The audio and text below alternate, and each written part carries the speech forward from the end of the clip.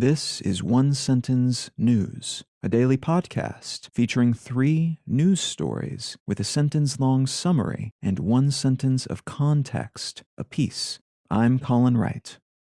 This is a sponsored message. I've been using Anchor as my podcast host for a while now, and it's been a pleasure to use. Anchor offers benefits that most other hosts do not. It's free to use, but it also has a collection of tools that allow you to create a podcast completely within the Anchor website or smartphone app. They distribute your show to Apple Podcasts, Spotify, and all the other distribution channels without any additional effort on your part, and you can make money from your podcast without any minimum audience size. So you can use it as a more traditional podcast host like I do, but it's also got everything you need to start a podcast from scratch. If you're keen to give it a shot, download the free Anchor app or go to anchor.fm to get started. It's Friday, January 27th, 2023. Let's talk about the news. From Reuters, North Korea locks down capital city over quote-unquote respiratory illness. Reports from South Korean news sources and the Russian embassy indicate that the North Korean capital, Pyongyang, will be locked down for 5 days due to an, quote, increase in winter cases of recurrent flu and other respiratory diseases, end quote.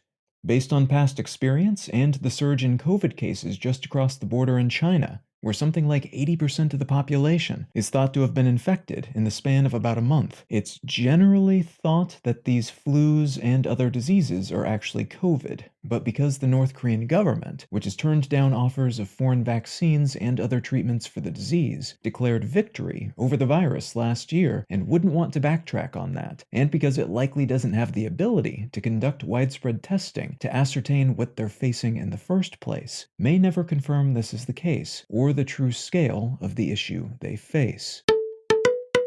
From Axios, Meta to reinstate Trump. The owner of Facebook and Instagram, Meta, has announced that it will reinstate the accounts of former President Trump sometime in the next several weeks, following a 2-year suspension that has come up for review. That 2-year suspension was the punishment for Trump's actions, mostly related to inciting violence, and lack of action, not telling people to stop being violent, during and immediately following the incursions at the U.S. Capitol building on January 6, 2021. The company has said that there are new policies in place that will restrict his accounts if he violates company policies in the future. And the response to this announcement has been predictable, with Trump and his supporters seeming to celebrate his impending return. His opponents outraged about what seems to them to be an anti-democracy attention grab by Meta and the independent oversight board that Meta set up to help them make decisions of this kind, saying they think the new policies are a step in the right direction, but that they've been left in the dark about the specifics of the company's plans to rein things in over future potential violations. And from The Verge, Google to shut down spam backdoor for political campaigns. Tech giant Google has announced that it will soon end a pilot program that allowed political campaigns to bypass its Gmail spam filter with their fundraising messages.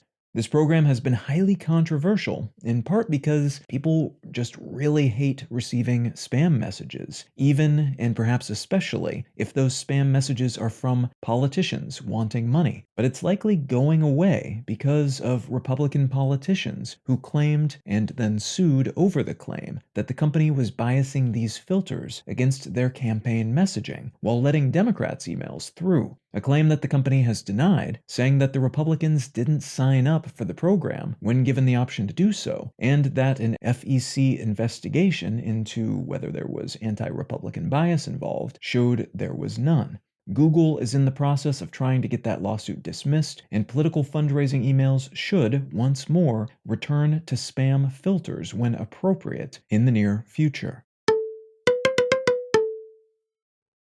If you're finding some value in One Sentence News, consider leaving a quick review wherever you get your podcasts and/or sharing the show with a friend. You can find out more about this show or subscribe to the email version at onesentencenews.com, and you can support this and other related projects like the Let's Know Things and Brain Lenses podcasts at understandery.com.